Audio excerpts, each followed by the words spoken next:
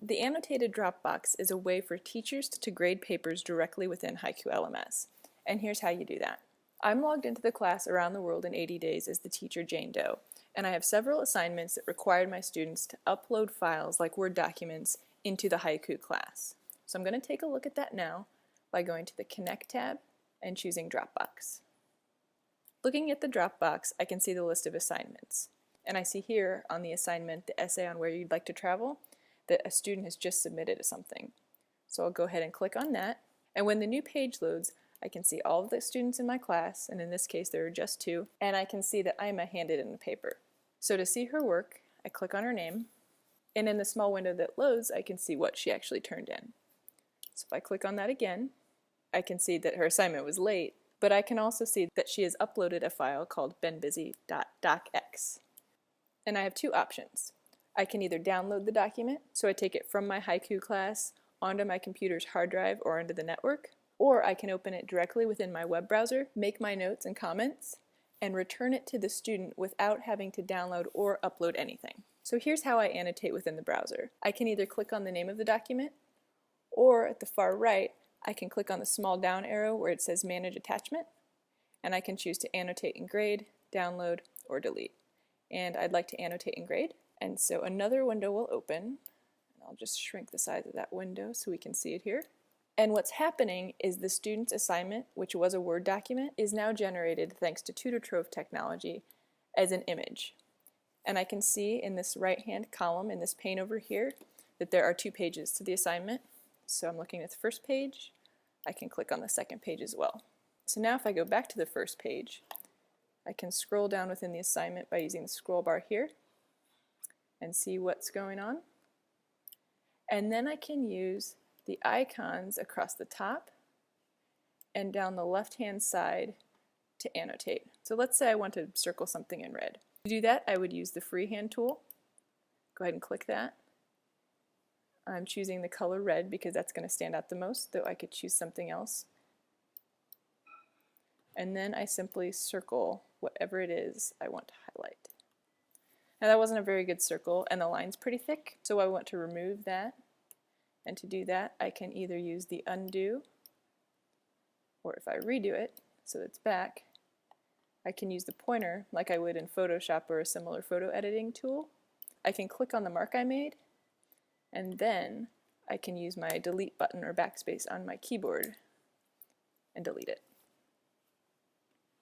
You can also add text to the page by clicking this capital A, clicking on the canvas over here anywhere in the document, and typing.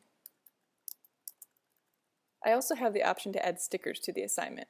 So if I want to do that, if I want to put a little gold star or something, I can go to the Stickers tab in the upper right-hand corner, and then I can search for what I want to find. So in this case, I want a star, and then I can find what I'm looking for, click it, drag it, drop it.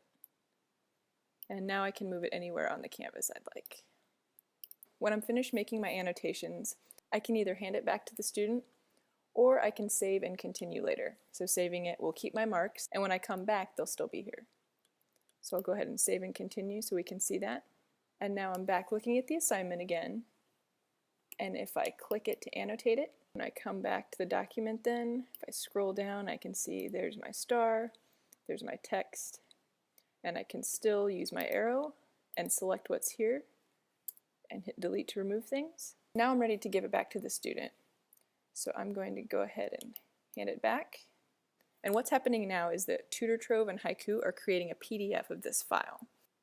Back on Ima's assignment, I can see that there are now 2 files. There's the original Word document that she uploaded, and there's the PDF, which is indicated by this little Adobe PDF icon, that has my notes too.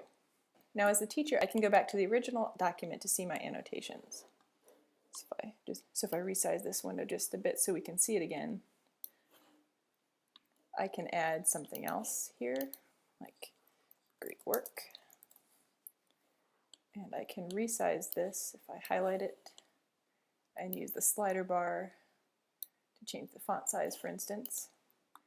When I'm annotating, I can record a grade in the grade book by going to the upper right-hand corner, entering the grade, and then if I want to at this point, I can still add a note or a comment, just like I would in the grade book.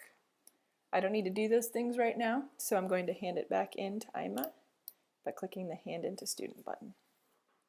And back on the assignment, when the small window reloads, I can see that there are now 3 files.